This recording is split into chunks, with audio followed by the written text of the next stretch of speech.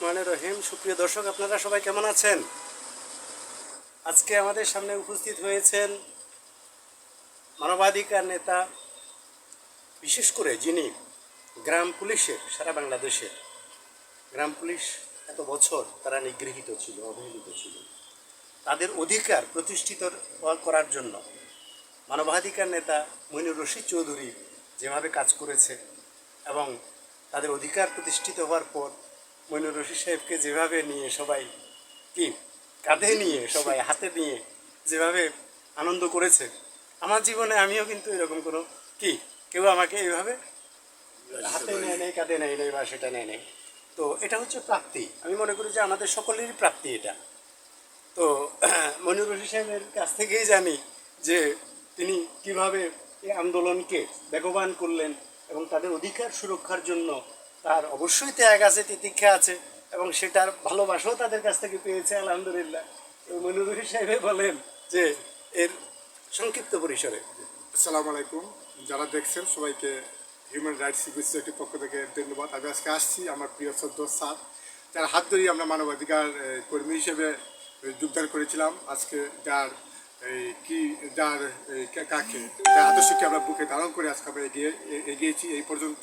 আপনারা জানেন আমি দীর্ঘকাল যাবৎ বাংলাদেশ গ্রাম পুলিশ নিয়ে কাজ করে যাচ্ছিলাম। বাংলাদেশ গ্রাম পুলিশ বাহিনী মাত্র 6,500 টাকা তারা বেতন পেত, যা অনেক। আমরা যদি বলি বাংলাদেশে মানবাধিকার লঙ্ঘিত কেউ হয়, তার সবচেয়ে বেশি লঙ্ঘন হচ্ছিল বাংলাদেশ গ্রাম পুলিশের প্রতি। আমরা বাংলাদেশে আমরা বিদেশ থেকে রোহিঙ্গাদের এনে আমরা ভরণ পোষণ করেছি, কিন্তু বাংলাদেশের সন্তান যারা গ্রামে গঞ্জে মানুষের সেবা দিয়ে যাচ্ছে, তাদের দিকে আমরা থাকাই নেই। তারা মাত্র 6,500 টাকা বেতন দিয়ে তারা অনেক মানবিক জীবনযাপন তারা করেছিল। আমি 2019 সাল থেকে আন্দোলন করে যাচ্ছিলাম, বিভিন্নভাবে সভা সেমিনার করেছি, কিন্তু এই শেষ পর্যন্ত এই বর্তমান সরকারের ক্ষমতা গ্রহণের পরে আমরা রাজপথে ছিলাম। আমরা প্রায় আমার ইনশাল্লাহ আপনাদের দোয়া এক ডাকে প্রায় 10 থেকে 15 গ্রাম পুলিশ ঢাকা শহরে অবস্থান করেছিল। শাহবাগ থেকে আপনার প্রেস ক্লাব থেকে গুলিস্তান এবং এই আপনার কাকরাইল পর্যন্ত আমাদের দখলে ছিল।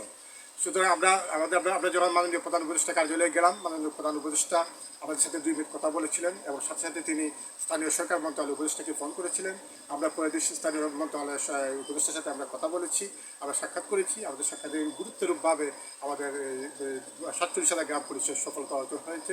আমি ধন্যবাদ জানাই বর্তমান সরকারের মাননীয় উপদেষ্টাকে।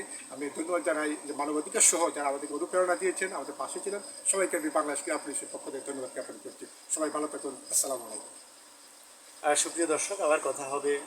আপনি কিছু বলবেন দর্শকদের উদ্দেশ্যে? ঠিক আছে, তো আমরা আবার দেখা করব ইনশাল্লাহ আপনাদের সাথে পরবর্তী সময়ে, যখন আমরা আবার মিলিত হব। এর মাঝে আমাদের অনেকগুলো জাতীয় সেমিনার গিয়েছে, অনেকেই যোগদান করেছেন। আর মইনুর রশিদ সাহেব প্রায় 100-র মধ্যে 99টা সেমিনারে যোগদান করেন, অনুষ্ঠানে যোগদান করেন। তো সবাই দোয়া করবেন আমাদের জন্য। আসসালামু আলাইকুম।